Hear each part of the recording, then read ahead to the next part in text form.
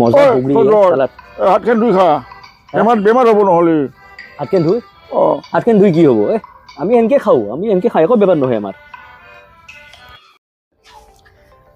hello' নমস্কাৰ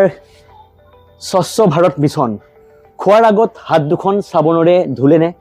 মনত ৰাখিব আপোনাৰ লেতেৰা হাতে আপোনাৰ পেটলৈ অজস্ৰ বেমাৰৰ বীজাণু কঢ়িয়াই নি আছে এটা খুব সৰু কথা এটা খুব সাধাৰণ কথা কিন্তু ইয়াত বহুত ডাঙৰ বস্তু লুকাই আছে আমি যেতিয়া কোনো খোৱা বস্তু খাওঁ ঘৰত ভাত খাওঁ বা যিকোনো বাহিৰত কিবা খাদ্য খাওঁ আমি সাধাৰণতে হাতবোৰ নোধোৱাকৈ খাই দিওঁ আমি নাভাবোঁ কি হ'ব আৰু কিন্তু আমাৰ হাতত বহু বস্তু কীটাণু দ্ৰব্য বহুত লেতেৰা বস্তু আমাৰ লাগি থাকে যিবোৰ বস্তু আমি খোৱাৰ লগত খালে আমাৰ ভিতৰত সোমাই বেমাৰৰ সৃষ্টি হয় কিছুমান বেমাৰ আমাৰ হৈ যায় নজনাকৈ পিছত আমি সমস্যাত পৰোঁ কিন্তু এই যে হাতখন নোধোৱাকৈ খাই দিওঁ এই সৰু সৰু বস্তুবোৰে কিন্তু আমাৰ ভিতৰত বেমাৰৰ সৃষ্টি হয় গতিকে যিকোনো খাদ্য বস্তু খোৱাৰ সময়ত আপোনালোকে হাতখন পৰিষ্কাৰকৈ ধুই ল'ব